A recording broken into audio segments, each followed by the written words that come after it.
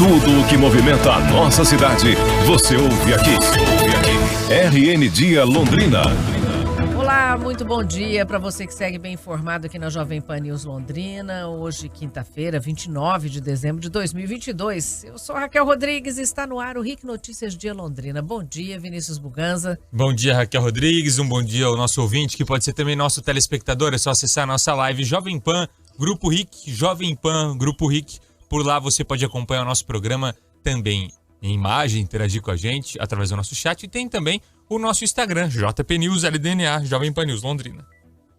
E continuando a nossa série de entrevistas especiais, hoje nós vamos debater sobre política e vamos abordar as expectativas para o próximo governo e também a política municipal. E para contribuir com as análises neste debate, estamos recebendo o advogado eleitoral Arthur Lustosa, junto com a gente já, e o cientista político Mário Sérgio Lepre.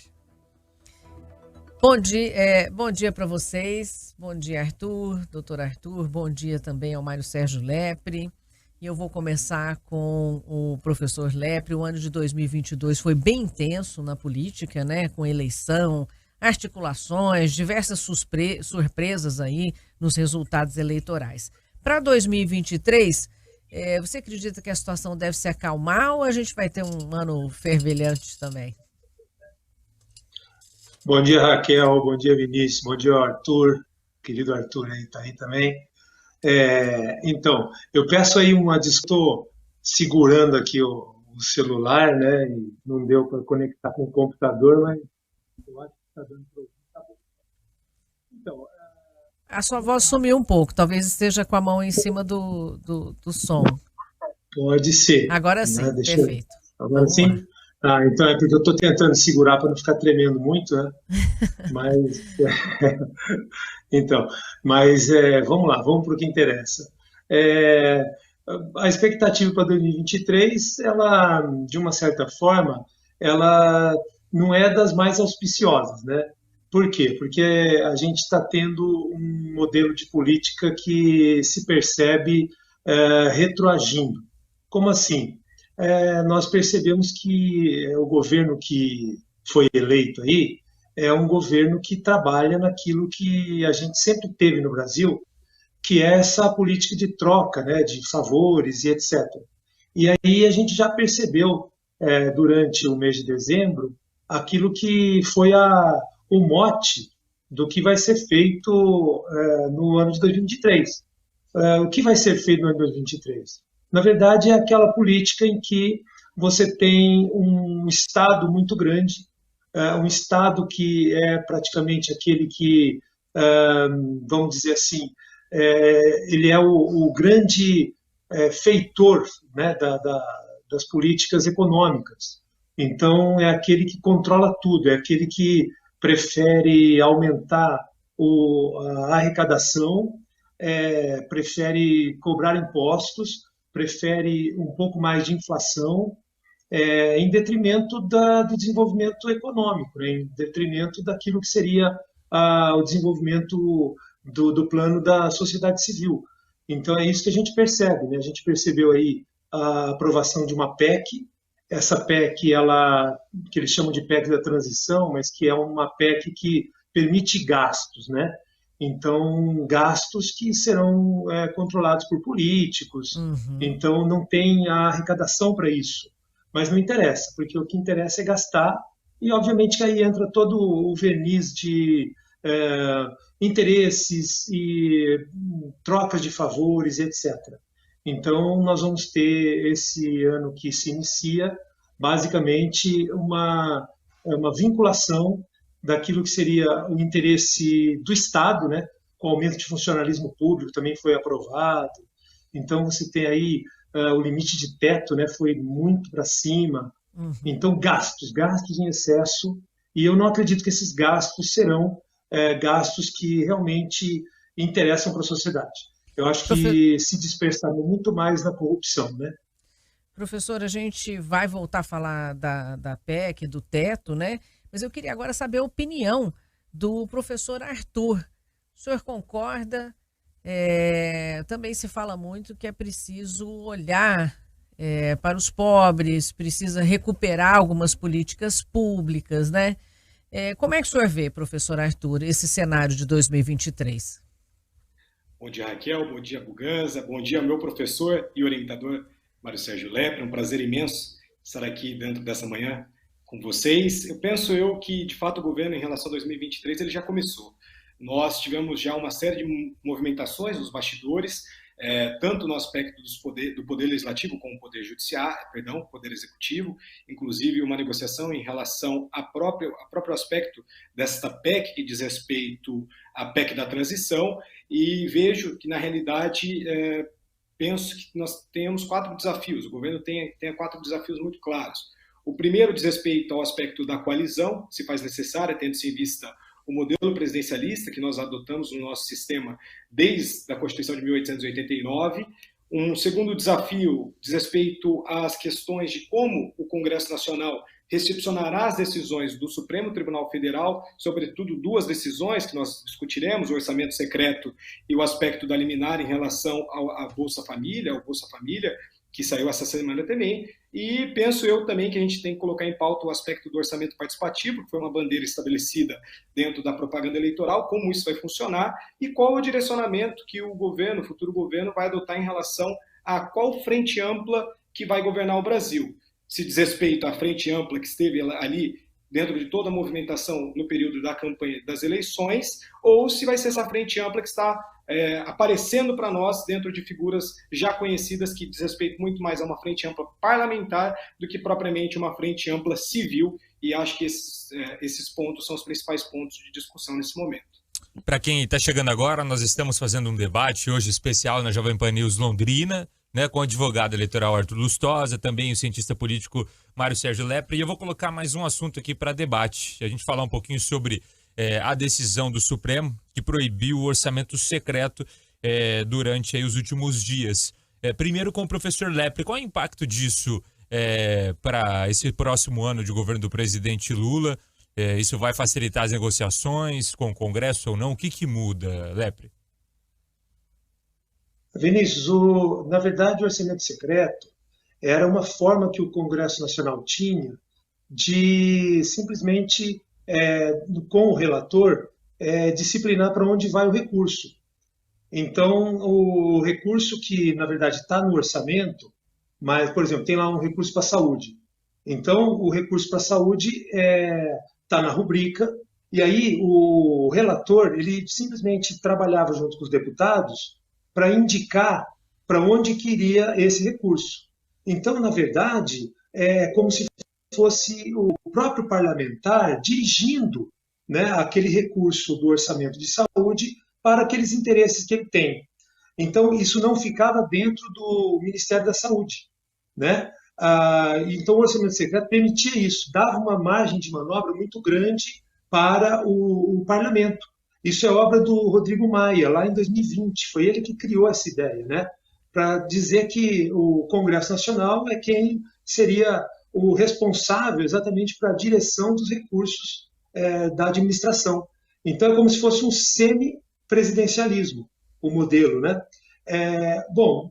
Na verdade, o que muda agora é que quando você retira a possibilidade dos relatores, né, disciplinarem para onde vai os recursos, aí qual a lógica? A lógica é que o próprio Ministério da Saúde vai negociar diretamente com os parlamentares, porque são sempre os parlamentares que vão fazer emendas, porque você tem lá um recurso de X para a saúde, então para onde vai esse recurso? Então as emendas vão dirigir esse recurso para um hospital em Londrina, para um hospital em São Paulo, para pagar não sei o quê, desde que não sejam recursos discricionários. Então, a diferença é que agora o balcão de negócios volta para o Poder Executivo.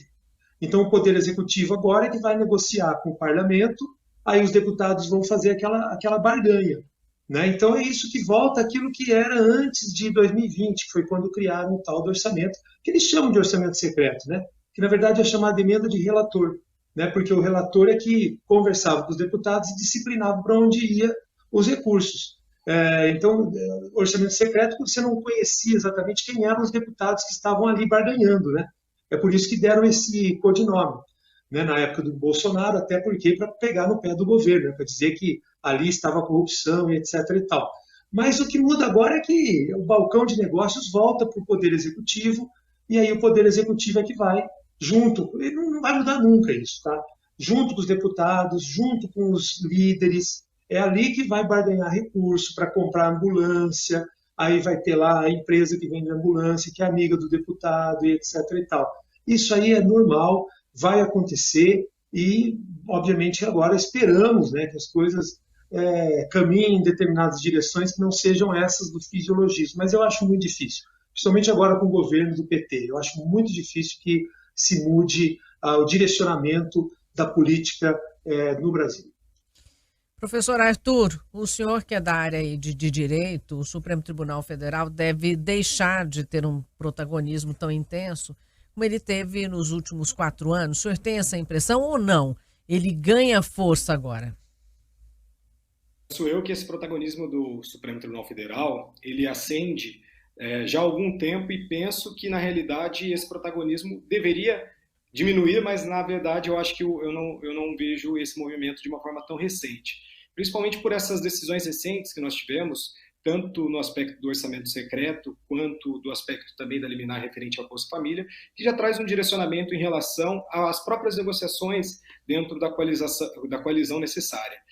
Quando eu comecei a minha fala dizendo que o governo de 2023 ele já se iniciou, nós temos a concretização dessa fala exatamente no aspecto da PEC de transição, porque tanto o Lula quanto o Lira verificaram que se eles brigarem, eles tinham muito mais a perder do que se eles se aceitarem, né? Então, aparentemente já existiu toda uma negociação, aparentemente não, isso já está bem claro para nós, sobretudo naquele aspecto do espólio que diz respeito ao orçamento secreto. Foi estabelecida, né, uma nova regra que dá uma cota extra a deputados e senadores que tinham 19,7 milhões por ano para mandar para suas bases. Então, hoje, o espólio desse orçamento secreto passou, pelo que todos os indicativos estão direcionando para nós, um ganho de força em relação ao Senado. Porque com o espólio desse orçamento secreto, os deputados passam a ter à disposição de 32,1 milhões por ano e os senadores 59 milhões. E é o que é o melhor para eles, né? Então, o senador, de uma forma impositiva, com essa liberação obrigatória, não precisa, assim, dentro de um contexto geral, não pedir nada a ninguém, mas a outra parte do orçamento secreto vai agora para essas emendas distribuídas pelo Executivo sob a coordenação da Casa Civil da Presidência da República. Então tem sim uma certa autonomia ainda, mas fica condicionada essa metade do orçamento secreto à Casa Civil da Presidência da República. Então, com isso, o poder tanto do Lira quanto do Pacheco sobre o parlamento acaba diminuindo. Então, quem quiser ter acesso a essas emendas propriamente dita, terá que praticar a boa e velha barganha com o Palácio do Planalto. Então, em relação às tomadas de decisões referentes ao Supremo Tribunal Federal, penso eu que esse protagonismo tende sim a diminuir, mas não tanto como deveria acontecer, mas eu vejo que esse direcionamento, principalmente desta semana, trouxe algum panorama sobre o que está por vir. Tá certo. Professor Lepre, nós vimos aí o PT acenando para partidos como o PDT, o MDB, o União Brasil, além de partidos que apoiaram Lula desde o primeiro turno. Vai ter espaço para acomodar todos esses partidos nos ministérios? Qual a análise você pode fazer disso? Nós já vemos um aumento aí significativo no número de ministérios, né, nos últimos dias. Comenta um pouco isso para a gente. Então, a barganha ela é exatamente isso, né? Então, a democracia volta quando volta o dinheiro. Então, não interessa se esse dinheiro tem origem, né? Porque o orçamento, na verdade, você precisa da receita, né? Como é que você vai ter essa receita? Aumenta a inflação, você pode aumentar os impostos, tá certo? Agora, enxugar a máquina não é coisa desse governo. Então, a gente já sabe disso, né? Então, o que eu diria é que volta a tal da harmonia entre os poderes, claro, né? Por quê? Porque volta essa harmonia na distribuição de recursos. Então, quando se tem dinheiro, não interessa se a sociedade está pagando caro por isso ou não, e nesse caso vai pagar caro, mas quando se tem dinheiro para barganhar, para distribuir favores, etc., aí você tem a harmonia entre os poderes, você tem o tal do equilíbrio, né? Aquele equilíbrio bonito que está na Constituição, né? Então, quando isso acontece, está tudo perfeito. Então, eu lembro de uma frase do Guilherme Fiuza que dizia assim, o equilíbrio entre os poderes, a harmonia entre os poderes, é quando todos roubam harmonicamente. Então, tomara, né, que o roubo, na verdade, aí, não seja a tônica. Mas, diante daquilo que é o retrospecto desses governos de esquerda, eu acredito que nós vamos ter muitos problemas daqui para frente. Então, na verdade, me parece que vamos entrar no ano de 2023 e vamos esperar, porque nada você tem que ficar falando de antemão.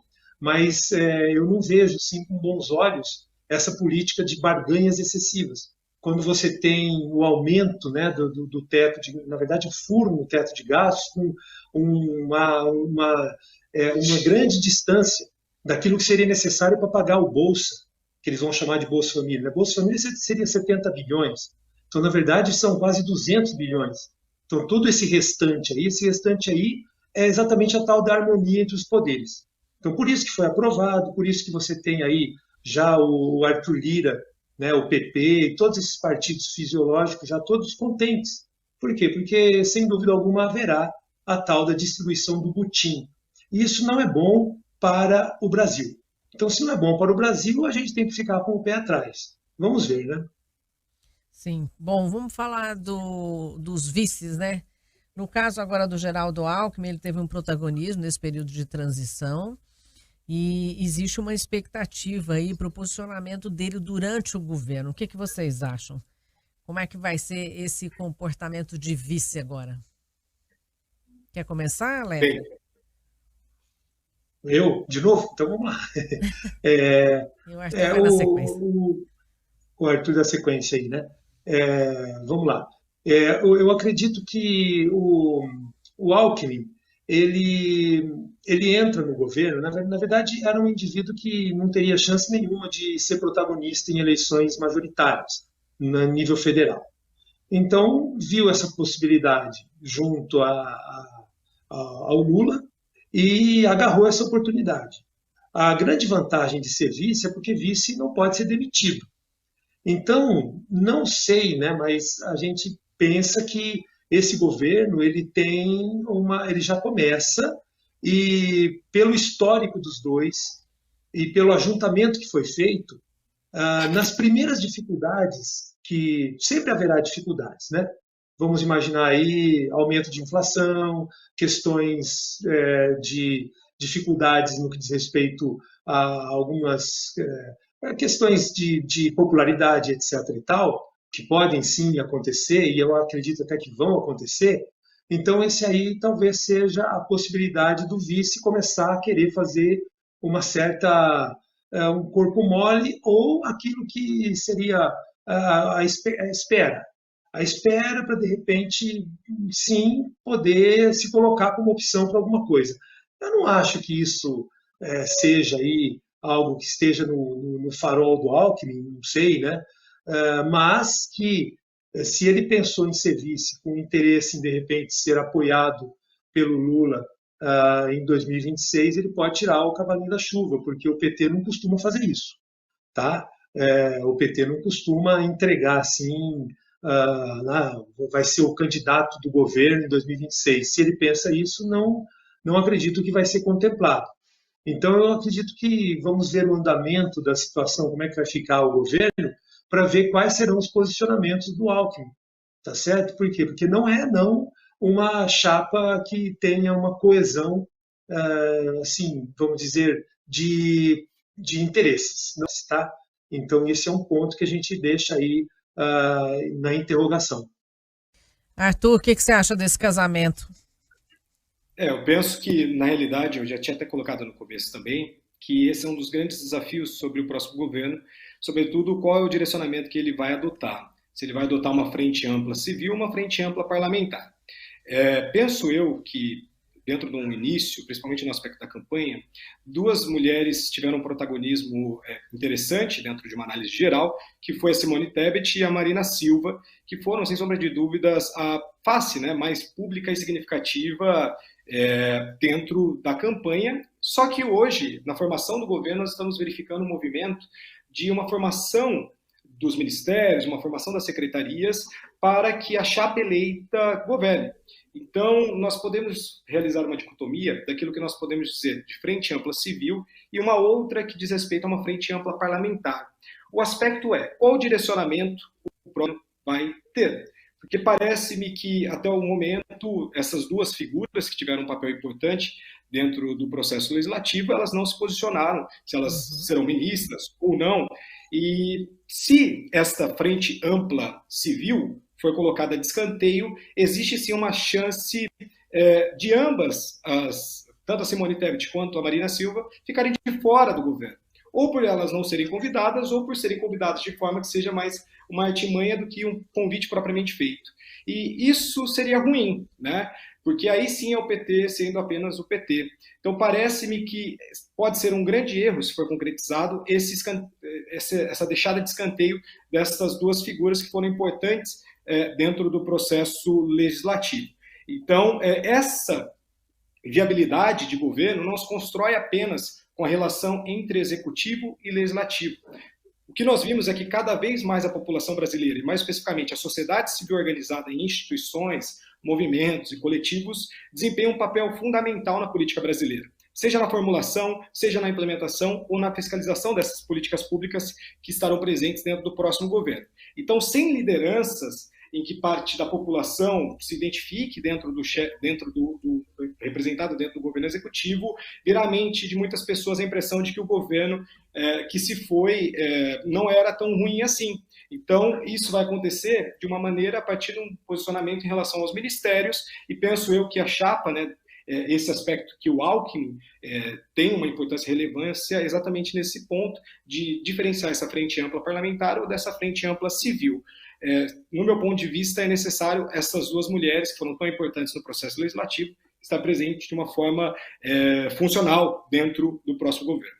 Com certeza, e as pessoas já estão até percebendo a falta delas, né, Buganza? Sim, e outro assunto para a gente debater, né? Recentemente a PEC Fura-Teto foi aprovada no Congresso, temos últimas movimentações, inclusive com relação à PEC, o voto até do presidente da Câmara, Arthur Lira, né, favorável.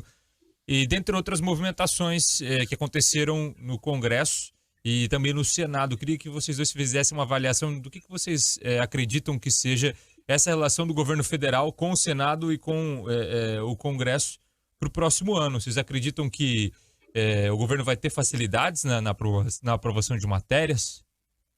Pode começar pelo Lepre. Eu acredito que não vai ter dificuldade. A dificuldade é sempre quando o governo não distribui. Quando há distribuição, que é o que a gente viu aí na aprovação dessa PEC, né? Então, quando há aquilo que é o recurso, né? Chegando até os parlamentares, a ponta, né? Que é o que irriga as campanhas, que é o que irriga, na verdade, as bases, né, dos deputados e senadores. Então, eu acho que quando isso ocorre, não tem problema com o parlamento.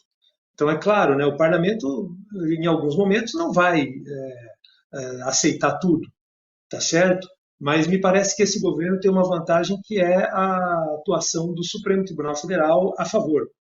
Então, é exatamente o que o governo Bolsonaro não tem. Ou seja, o Supremo Tribunal Federal pode vir a ser acionado quando você tem... Isso é um problema que a gente precisa discutir também, porque, na verdade, qual é o limite da atuação do judiciário?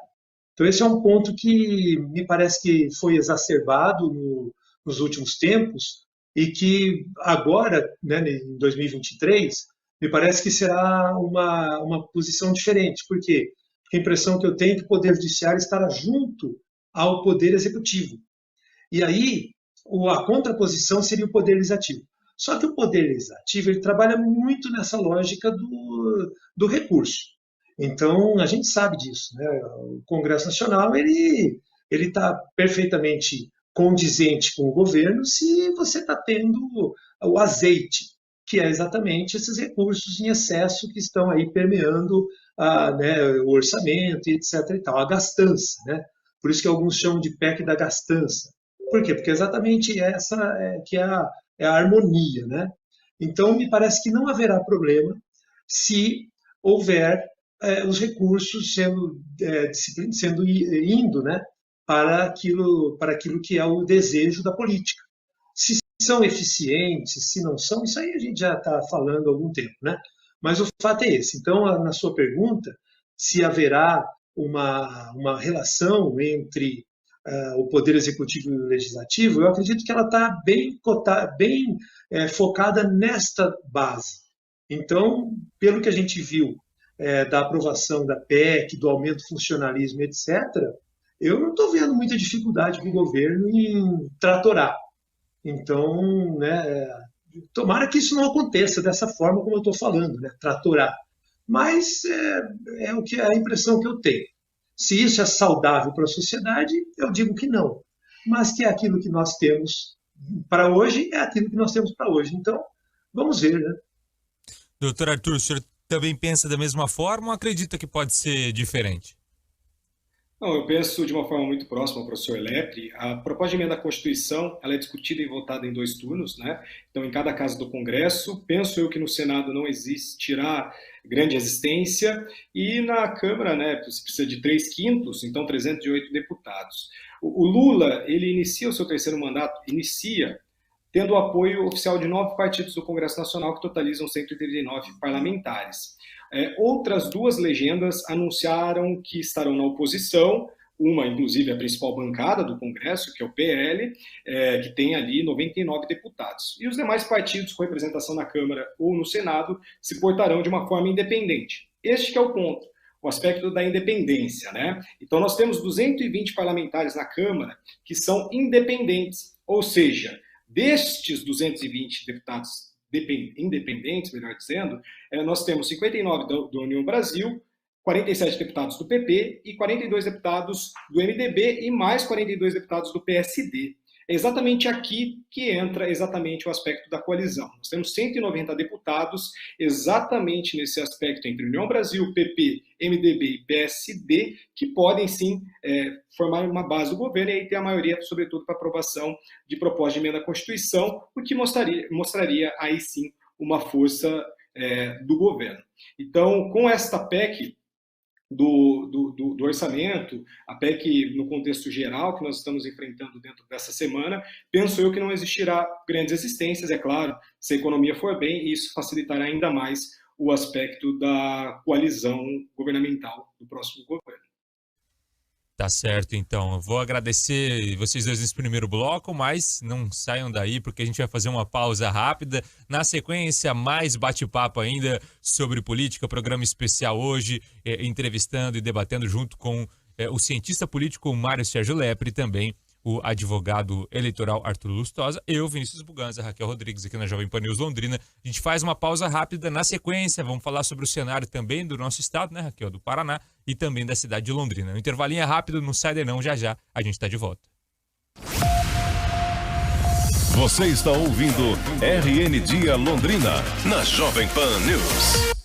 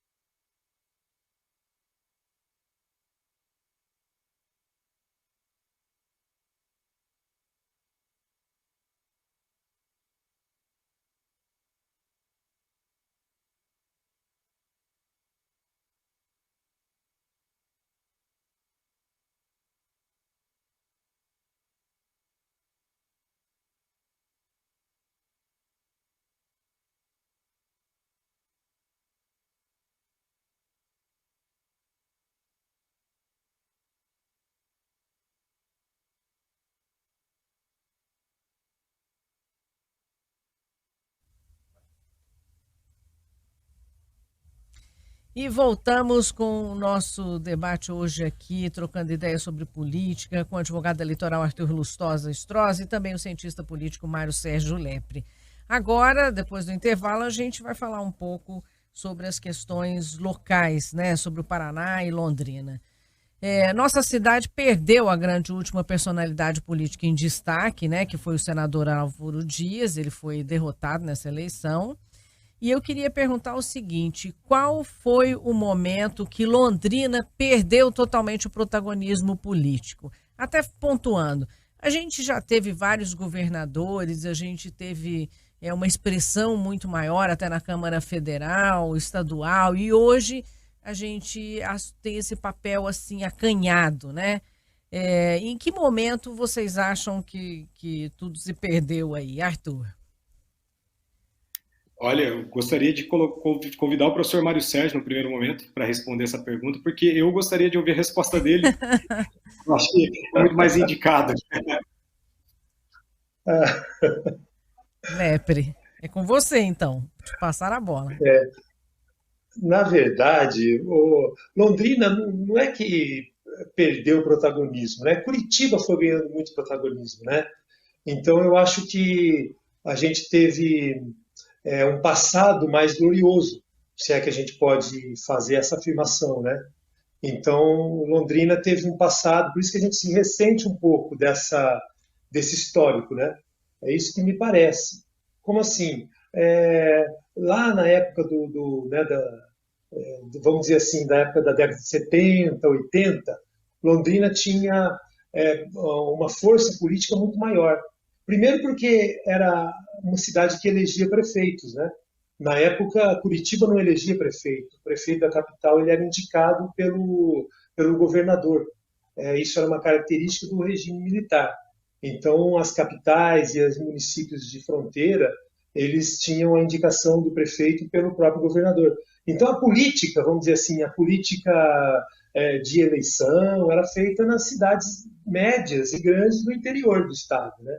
Então, Londrina tinha uma certa, vamos dizer assim, um certo protagonismo, né, por conta disso.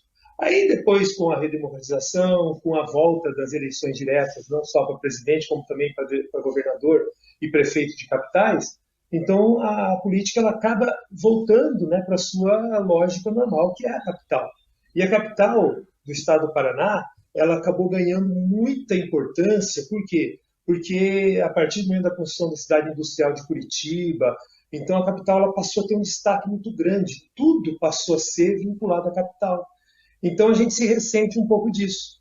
Mas na verdade não é né, porque Londrina é uma cidade que faz parte de um estado, o estado ele de uma certa forma heterogêneo, mas ele tem vários polos importantes, então Londrina não é mais aquela cidade que se desponta como única, né? Então a gente tem que entender isso. Agora, que poderia eleger mais deputados, que poderia ter um papel um pouquinho mais forte no que diz respeito à política local ou à política regional, eu acho que isso é verdadeiro. Aí falta alguma coisa. O que será isso? Será que nossas lideranças estão jogando muito no sentido miúdo da coisa, apenas no município, e não tem uma visão mais de uma política macro, de uma política estadual? Então, essa é uma pergunta que a gente tem que fazer. E isso é um ponto que precisa ser levantado. E aí eu caminharia nessa direção.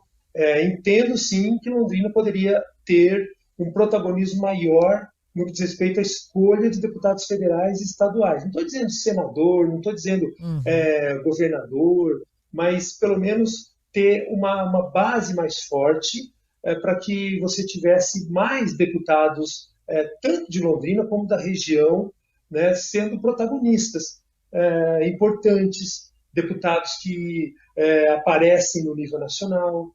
Então, mas isso a gente não pode cobrar tanto também, né? Por quê? Porque isso são características dos políticos. Então, talvez falte ainda um político local que tenha essa pegada regional e nacional. Então, depende muito do que a gente vai ter e dos frutos que nós vamos colher daquilo que nós estamos fazendo hoje em Londrina, né? Novas lideranças, né? Arthur, quer comentar? Sim, assim, de uma forma só complementar em relação ao que o professor comentou, nós tivemos, principalmente nas eleições desse ano, um movimento bem interessante em relação à quantidade de vereadores que saíram candidatos dentro das eleições.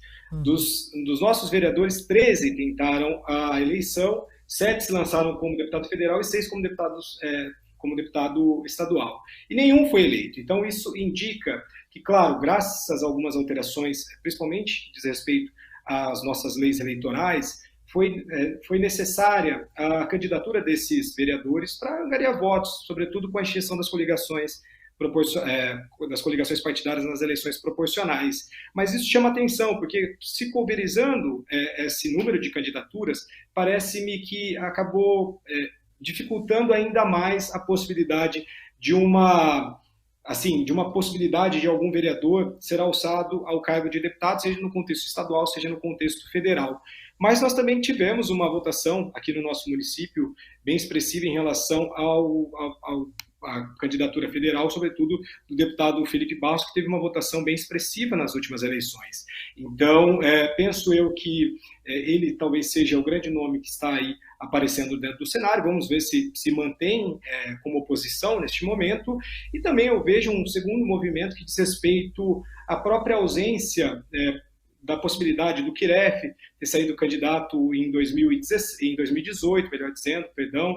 Em 2018 também as possibilidades ali em relação à candidatura do Alex Canziani para o Senado, que tinha ali um indicativo positivo de uma possível eleição, e isso não se concretizou dentro de 2018. Então, parece-me que, de fato, existiu, sobretudo nas eleições de 2022, uma diminuição do poder local de Londrina, principalmente na Assembleia Legislativa do Estado do Paraná, pois o Boca Aberta Júnior não foi reeleito, né? Mesmo estando dentro da máquina, ele não conseguiu ser reeleito, então a gente ainda perdeu uma cadeira na Assembleia Legislativa do Estado do Paraná, o que, sem sombra de dúvidas, é uma situação preocupante. E o próprio prefeito Marcelo Bellinati, colocando ele nessa discussão, chama a atenção, não sei se de vocês também, Lepre e Matheus está junto com a gente, mas assim, ele, numa primeira gestão, me parecia que iria alçar novos voos. Ele termina uma primeira gestão com muita aprovação, tem ali 70%, 75% de aprovação, sempre em evidência, sempre dando entrevista, e nos 2 últimos anos ele faz totalmente o contrário. Sumiu. Ele não participa das coletivas, em todos os problemas ele coloca sempre o secretário da pasta para falar.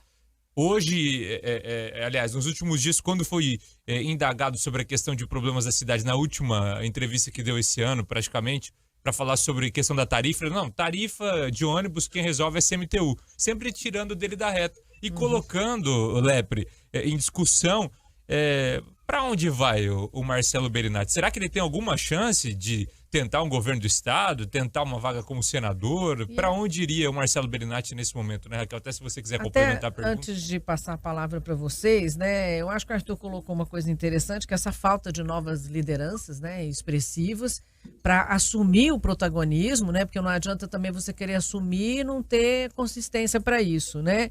E a falta de alianças, como ele disse. A gente teve um monte de candidato, ninguém sentou para pensar no protagonismo político, mas cada um pensando em si mesmo.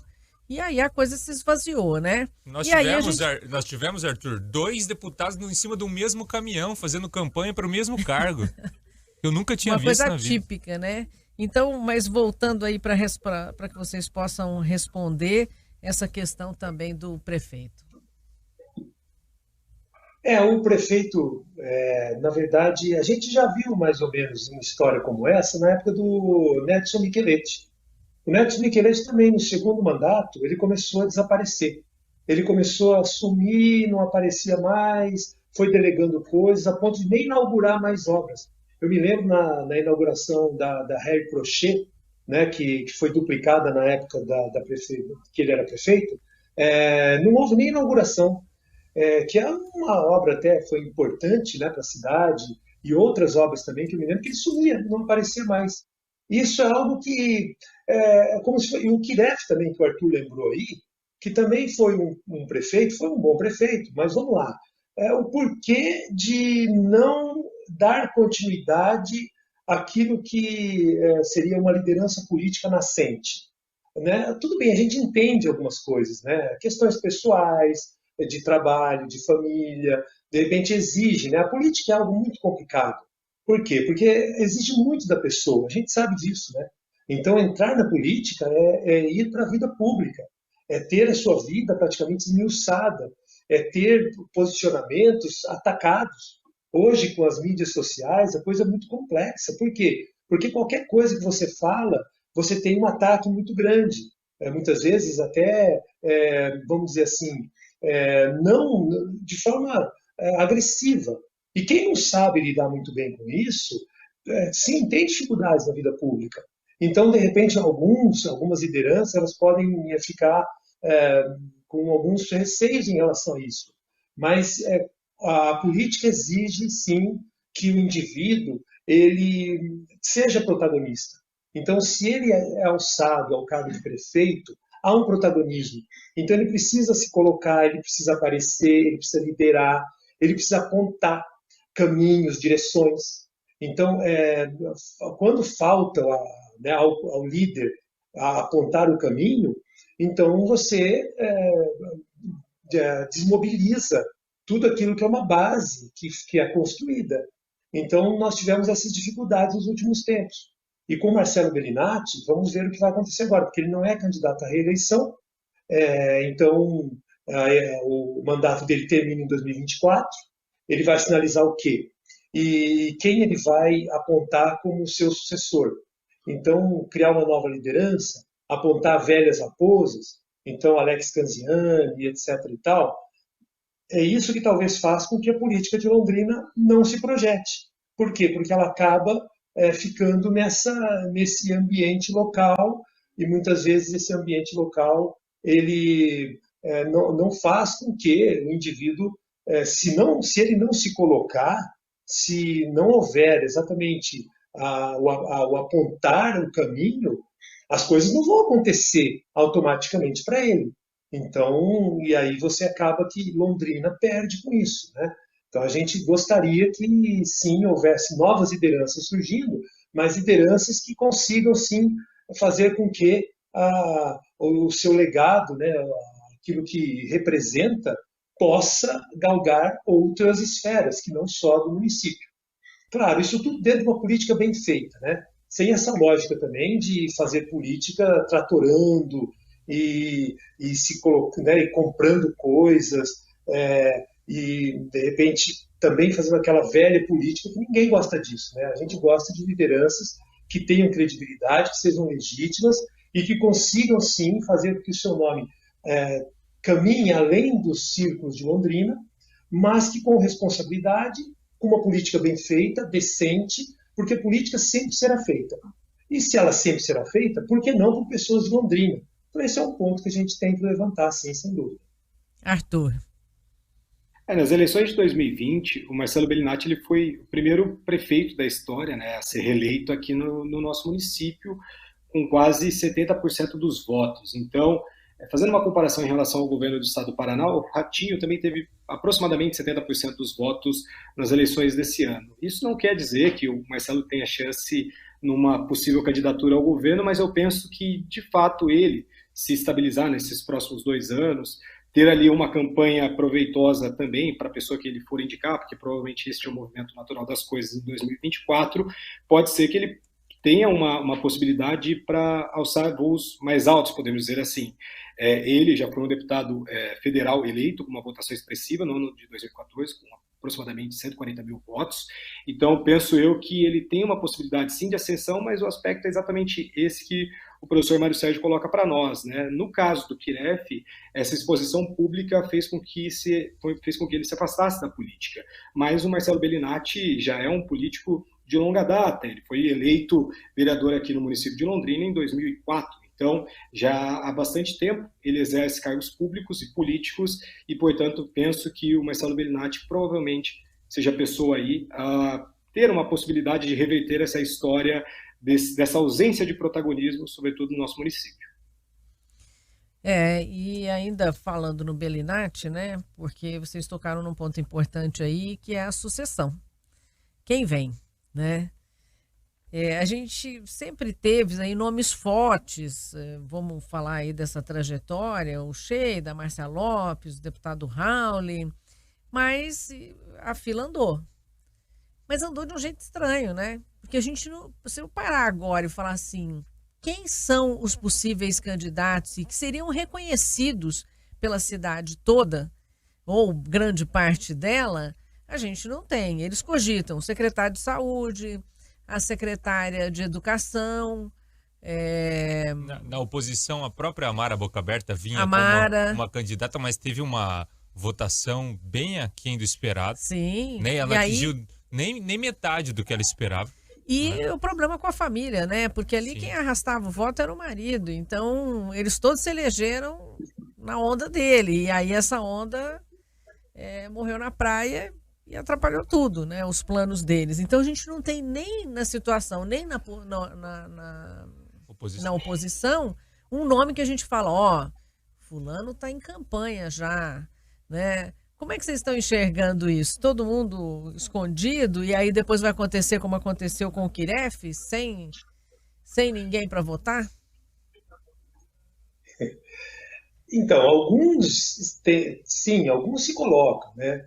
Já tem aí vontades, né? Vontades eu já conversei com alguns, me parece que a gente vai ter que ver, por exemplo, da parte do governador, da parte do prefeito Marcelo, e da parte do PT. Eu acho que isso é alguma coisa que tem que aparecer. Por que da parte do PT? Porque o governo federal é o Lula.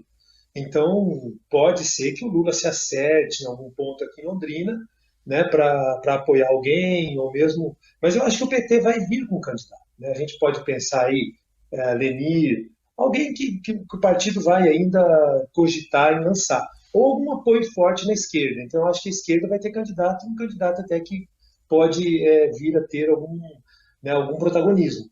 Eu diria que o governador deve, né, trabalhar alguém do PSD. Então, aí você tem o Thiago Amaral, né, que já foi candidato em 2020, foi um candidato que teve poucos votos, né, mas ele, talvez em 2020, ele estava jogando a rede, né, para de repente ter um apoio mais forte aí, exatamente um protagonismo mais forte por parte do governador. E o prefeito é sempre uma liderança, né? Por mais que ele, né, esteja aí, né, num período aí um pouco de recesso, né, mas é sempre um protagonista, né? Por quê? Porque a administração pública é vitrine, ou vitrine ou pedrada, né? Mas a gente percebe que sim, tem coisas a dizer, tem coisas a mostrar. Então, se isso é verdadeiro, então não tenha dúvida que o prefeito vai ter candidato, né? Esse candidato pode vir junto com o candidato do governador, de repente fazendo aí uma coligação contra a esquerda. Então, eu acho que ficará dentro dessas linhas. Pode aparecer algum vereador, eu conversei com alguns vereadores que têm interesse na disputa para a prefeitura. Agora, tem interesse, todos têm, né? Pensam nisso, mas tem cacife para isso? Partidos, como é que vão se consolidar? Os partidos estão começando hoje no Brasil a diminuir o número de partidos, né? Por conta exatamente da nova regra eleitoral. Então, a tendência é a diminuição do número de partidos, fusões e etc. Então, o Arthur falou agora há pouco do deputado Felipe Barros, que é o nome do Bolsonaro. Então, sim, mas ele vai ser candidato aqui. De repente, para ele é melhor ficar em Brasília, talvez até por conta das questões que dizem respeito a essa oposição, né, que tem que ser feita ao governo federal.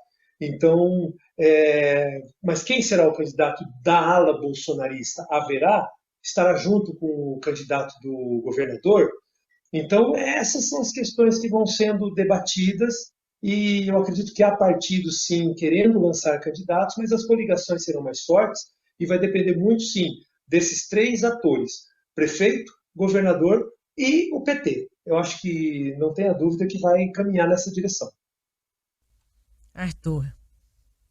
Bem, se nós analisarmos a eleição deste ano de 2022, nós iremos verificar que tanto a secretária de saúde do município de Curitiba quanto o secretário de saúde do estado do Paraná, respectivamente a Marcelo Sulac e o Beto Preto, tiveram votações bem expressivas. O Beto Preto foi o quarto mais bem votado a deputado federal do nosso estado, e a Marcia Sulac foi a candidata mais votada para deputada estadual. Então foram ambos secretários de saúde que tiveram protagonismo dentro do aspecto da pandemia, que tiveram sim um êxito dentro das eleições de 2022. A questão que fica é se o secretário de Saúde, Felipe Machado, terá esse aspecto daqui 2 anos, tendo-se vista, espero eu, essa diminuição em relação ao protagonismo da pandemia, mas eu vejo o nome dele como um nome possível, principalmente tomando como experiência essas 2 candidaturas, tanto da Marcia Sulac quanto do Beto Preto. Sem sombra de dúvidas, o professor coloca também um nome importante. Eu acho que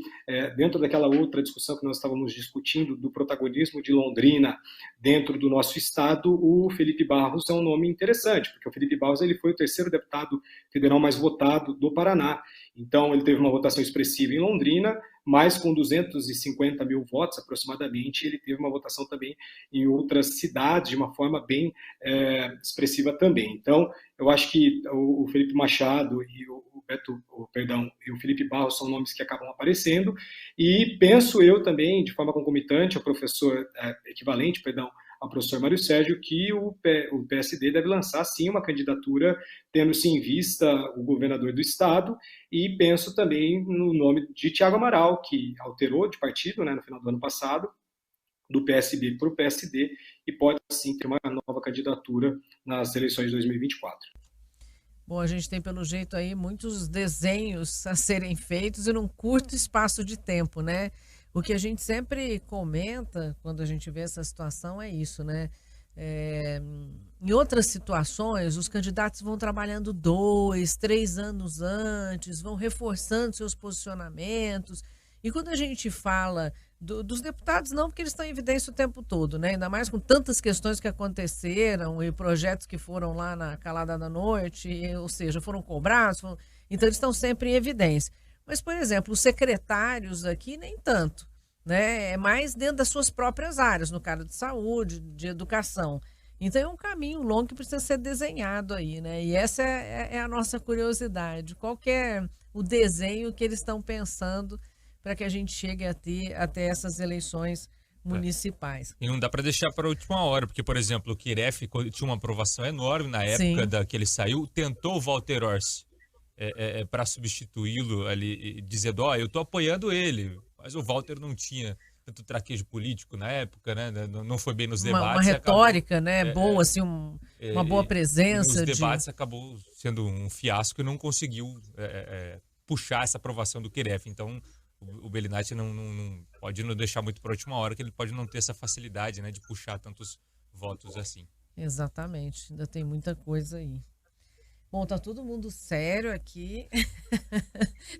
Eu acho que fazendo essa reflexão aí importante que a gente vai ter que fazer nos próximos meses aí. Bom, nosso tempo está chegando ao fim, né? Mas eu queria muito agradecer a participação do professor Mário Sérgio Lepre e também do advogado Arthur Lustosa Strozzi, que não só agora, mas durante todo o ano aí, nesses 9 meses da Jovem Pan News, estiveram conosco, né? Ajudaram aqui a incrementar nossa audiência. Eu gosto sempre, eu estou falando isso toda hora, tá? Aumentou 14% a nossa audiência, já somos líderes em jornalismo, em rádio de jornalismo e opinião em Londrina, e graças a pessoas como vocês que estão sempre aqui conosco, colaborando, trazendo informação de qualidade. Então eu queria agradecer muito ao Mário Sérgio Lepre e ao Arthur Lustosa. Opa, queremos agradecer também. Queremos agradecer muito porque espero que 2023 seja um ano de mais sucesso ainda para a Jovem Pan, que começou nesse ano de 2022, e espero que 2023 seja de muito sucesso. Estamos sempre à disposição, né? Queria cumprimentar, desejar um feliz ano novo para todos, a todos os ouvintes, a todos da Jovem Pan, a Raquel, ao Vinícius e ao meu colega, que foi me orientando, é um grande colega, está lá na PUC comigo, que é o Dr. Arthur Strozzi. Um abraço. Só gente de altíssima qualidade aqui sempre, né, Buganza? É isso mesmo. Obrigado a você também, Arthur. Eu agradeço mais uma vez Buganza, Raquel, meu orientador, colega e professor Mário Sérgio. O reconhecimento dos ouvintes é fruto, sem sombra de dúvidas, desse maravilhoso trabalho que a Jovem Pan fez nesse importante processo eleitoral de 2022, e tenho certeza que o porvir é ainda mais belo. Então, fico à disposição sempre, agradecendo mais uma vez todas as oportunidades e me colocando à disposição de vocês. Muito obrigado. Obrigada. Bom, infelizmente essa foi mais uma edição do Seu Rick Notícias Dia. Infelizmente não é edição, tá? Infelizmente que a gente está indo embora. Mas amanhã, já acabou. Mas amanhã tem nossa retrospectiva. Exatamente. Convidamos todo mundo para acompanhar a nossa retrospectiva amanhã. É isso aí. Um grande abraço a todos e a gente se encontra amanhã às 10 da manhã. Até lá. Até mais.